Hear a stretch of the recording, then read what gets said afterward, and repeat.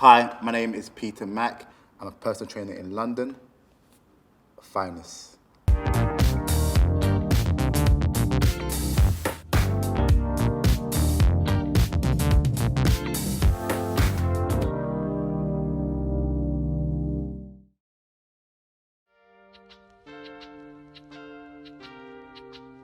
Men are starting to open up, especially in football. You're seeing it a lot, how people are saying that they struggle for mental health, and people are not just saying, oh, man up, they're actually stopping for a second and listen to what they're saying.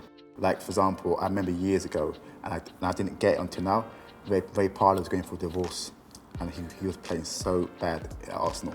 And then they were talking about his divorce, and I never got why his divorce was coming onto the pitch.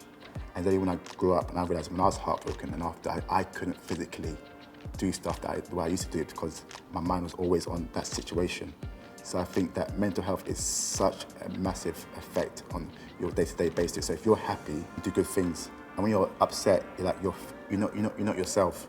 And when it comes to me talking about my feelings, I think I talk to my brother, but more my clients, because you're never going to spend an hour a day with somebody. So I think after a while, you just start to open up and start telling them exactly what's going on. You don't know you're saying it, but you actually are saying it, and after you actually airing out all your issues. So for me, it's more to do with the people I spend my day-to-day with, which is probably my clients.